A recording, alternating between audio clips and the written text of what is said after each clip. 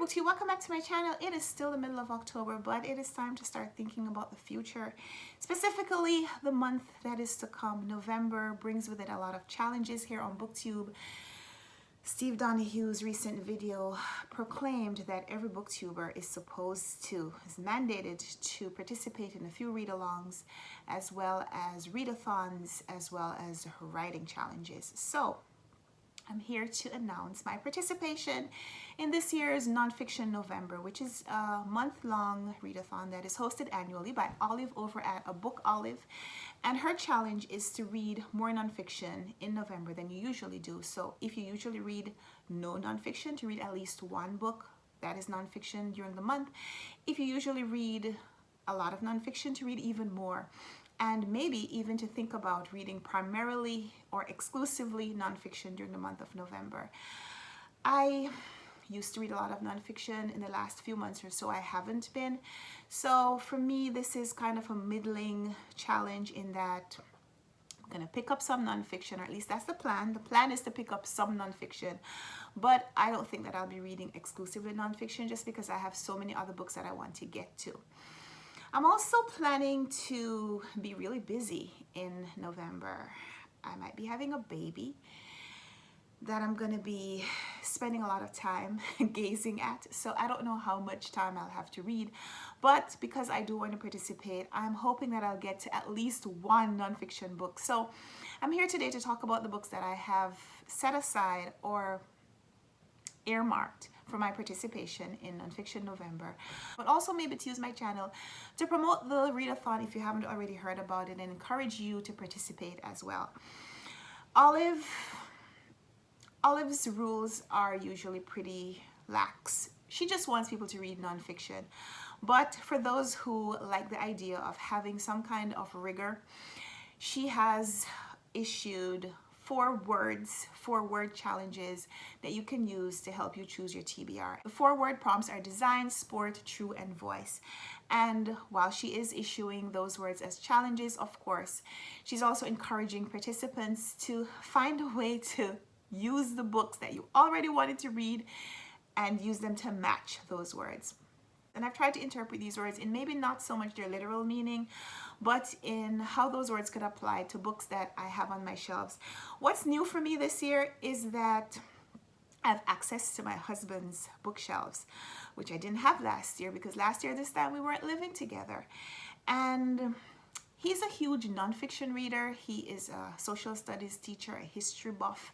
So I have books available to me now that I didn't have before. So I'm looking forward to reading some of these books at some point. And whether or not I finish them in November, that remains to be seen, but I'm gonna try. So here are 2 books that I have identified that I could potentially use to meet each one of those word challenges. And let's just talk about them briefly. So the first word is design, and for design I'm going to go with a book that I have been wanting to read for a really long time, and it is Charles Darwin's On the Origin of Species. I don't have a copy of that book. My husband might have a copy of that book. I might have to ask him that later, but for now I'm going to be requesting an ebook copy from my library. It's 502 pages. I don't love reading books online, but I think that in the next few weeks especially, reading electronically may just be one of my best options. So looking for a big book that I can load onto my iPad and cart it around at night when I'm looking after the baby. Who knows? Charles Darwin's book, of course, matches the design prompt because quotes from his book have been used to refute the idea of intelligent design and to continue the controversy and debate about creation versus evolution.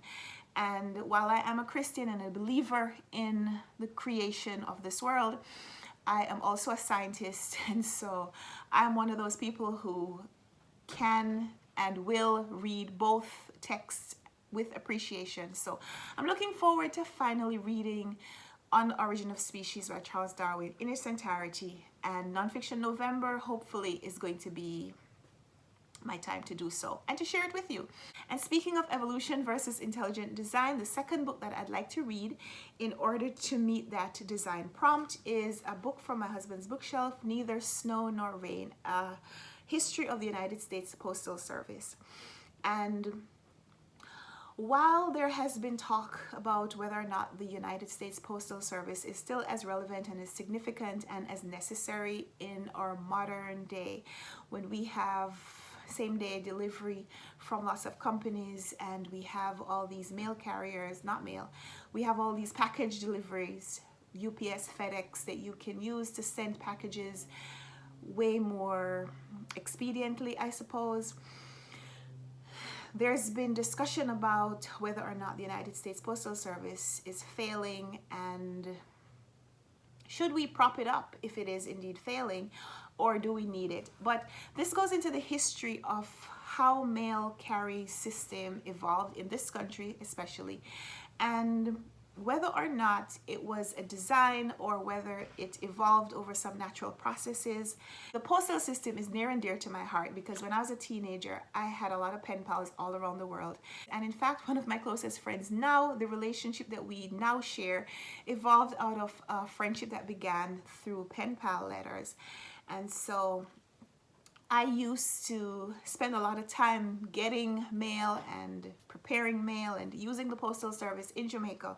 So I'm fascinated to learn about the Postal Service here in the United States and seeing how it matches what I already think I know about the history of the mail carrying system, and indeed how mail carrying system influenced the history of the country, because that in itself is a very interesting topic and one that I have spoken about at length with students that I have tutored in history. So this, along with Darwin's book, would be my response to the design prompt.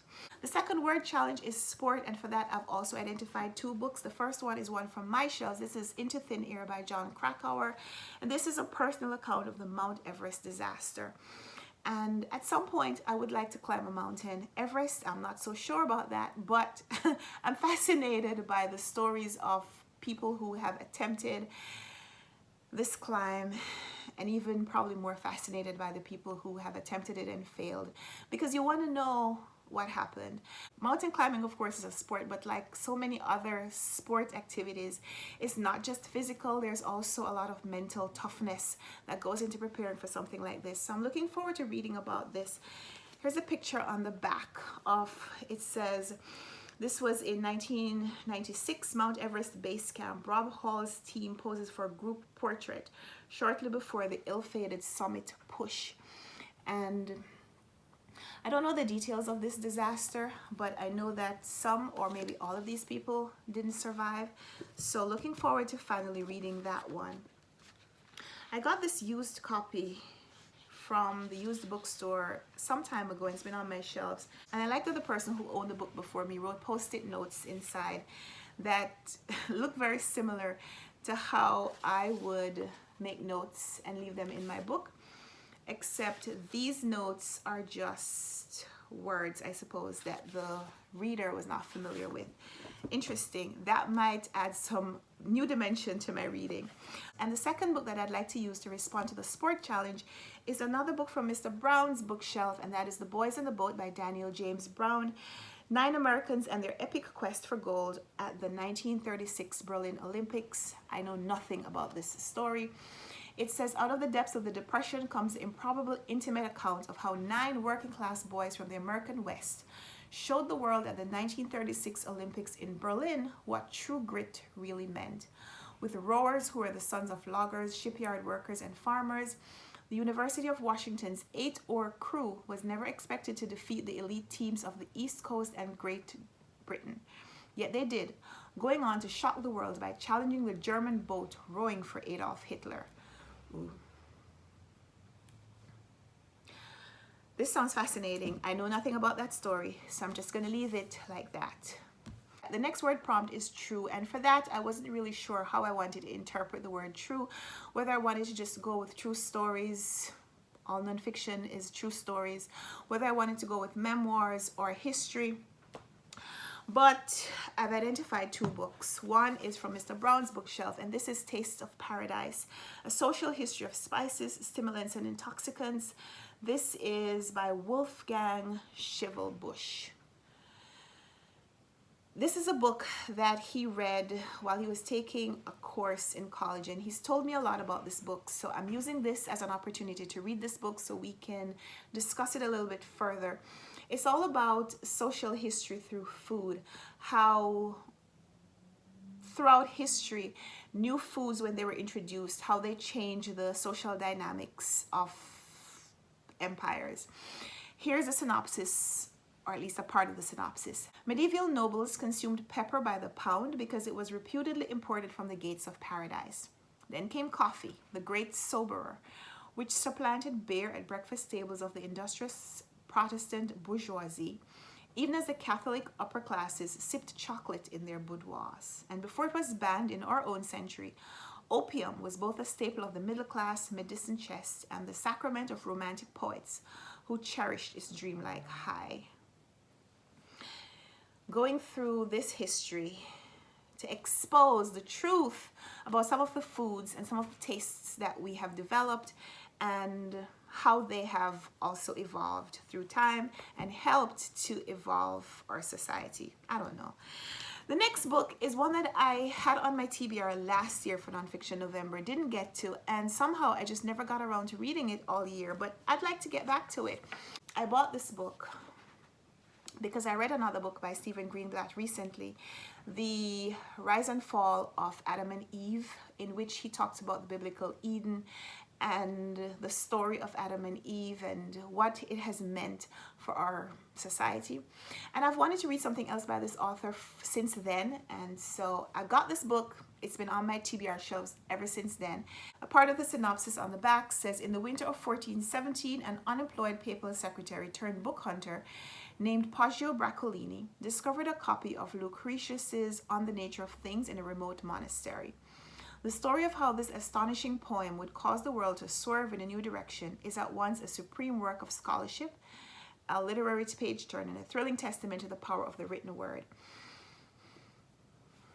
Exposing some truth behind a story that may be familiar to us, and maybe we don't know everything that we should know in order to fully appreciate the history of this. So those are the two books that I'm hoping to read to respond to the true challenge. And finally, for voice, I have a memoir and a mythological debunking. First is the memoir, and that is The Return by Hisham Matar, and the subtitle is Fathers, Sons, and the Land in Between. And this one is being touted as a memoir of one son's search for his father, because it says when Hisham Matar was a 19-year-old university student in England, his father was kidnapped. One of the Gaddafi regime's most prominent opponents in exile, he was held in a secret prison in Libya. Hisham would never see him again, but he never gave up hope that his father might still be alive. Hope, as he writes, is cunning and persistent. So this is the story of his father's loss and maybe him coming to terms with it or trying to find out what happened to his father, if indeed his father is alive. And because Hisham Matar was a finalist for the Man Booker Prize a few years ago, a lot of the blurbs here are by previous Man Booker winners, Hilary Mantel, Colm Toybin, and Peter Carey. So I've enjoyed books by all of those authors, and so I'm hoping to read this one and enjoy it. The last book that I'm adding to my Nonfiction November TBR is one that I've already told you about in my Gone with the Book TBR, because this book was published between 1900 and 1950, and so I'm planning to read it in the last 7 days so that there'll be some overlap between these two readathon participations. And this is The Hero with a Thousand Faces by Joseph Campbell, who wrote extensively about mythology and religion.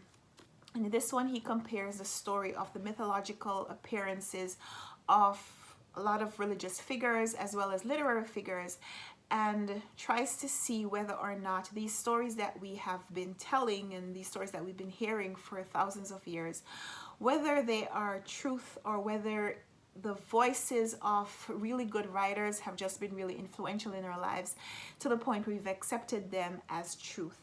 So this book, I think, could respond to a lot of those word challenges, losing my voice, So I could use this for true. I could use this for voice. I'm using it for voice because that's the book, that's the prompt that I need right here. So those are the 8 books that I have set aside or set my sights on to read during November.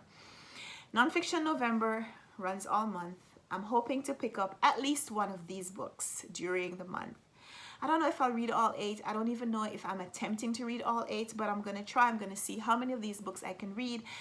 Of course, I'll link in the description box down below Olive's videos. So if you haven't already thought about participating, go watch Olive's announcement video. She also posted some recommendations that go along with the word challenges. If you didn't see a book here that you're interested in, go watch other videos. Maybe you'll get some ideas of books that you'd like to read as well in November. So thanks for watching this video. Thanks for being here with me. Let me know how you're doing, whether or not you're participating in Nonfiction November. If you've made a video, feel free to link it down below so I could go watch it, or just let me know just let me know that you made a video so I'll go check out your channel. I look forward to talking with you. Give me a thumbs up if you like this video. Subscribe if you haven't already. Let's talk in the comments. And until next time, happy reading. Bye.